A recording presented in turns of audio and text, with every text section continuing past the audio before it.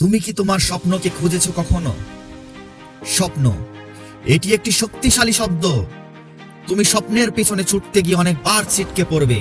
তুমি অনুভব করবে তোমার কাছে শক্তি নেই উঠে দাঁড়াবার জন্য, তোমার কাছে বল নেই ঘুরে দাঁড়াবার জন্য। তুমি মনে করবে যে হাল ছেড়ে দেওয়াটাই একমাত্র বিকল্প রাস্তা বাকি আছে।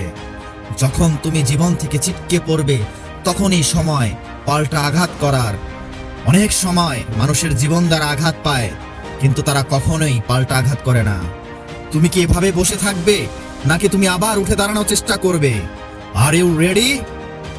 এর জন্য সাহস লাগে, আত্মবিশ্বাস লাগে, মনোবল লাগে, শক্তিশালী চিন্তা ভাবনা লাগে উঠে দাঁড়াবার জন্য। বন্ধু, যখন কেউ তোমার উপর আর বিশ্বাস রাখে না, আমাদের সব ভিতরে একটা কিন্তু সিংহ আছে।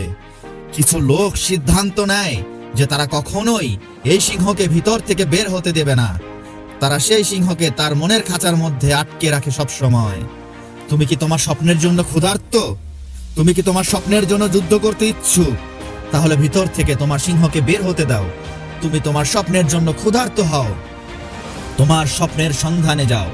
শুধু তোমার স্বপ্নের কথা তোমাকে বেশি দূর নিয়ে যেতে পারবে না, কিন্তু কাজ পারবে তোমাকে স্বপ্নের কাছে তোমাকে নিয়ে যেতে। সন্দেহকারীরা তোমাকে বাস্তববাদী হতে বলবে, হেটার্সরা তোমাকে থেমে যেতে বলবে। তুমি একমাত্র ব্যক্তি যে কিনা পারবে তোমার স্বপ্নকে সফল করতে।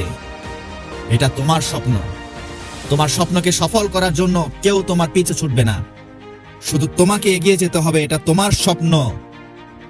তোমার স্বপ্নকে সফল করার রাস্তা তোমাকেই খুঁজে দেবে না কেউ। তোমার স্বপ্নকে কেউ সমর্থন করবে না, একমাত্র তুমি ছাড়া।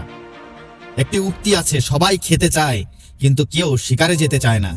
সবাই সফল হতে চায়, কিন্তু খুব কম লোকই আছে যারা কাজ করে শুধু সফলতাকে খোঁজার জন্য। আর যারা আছে সবাই সফলতাকে খুঁজে বেড়ায় শর্টকাট রাস্তার ধরে পথ বের করে, যার কারণ সফলতা।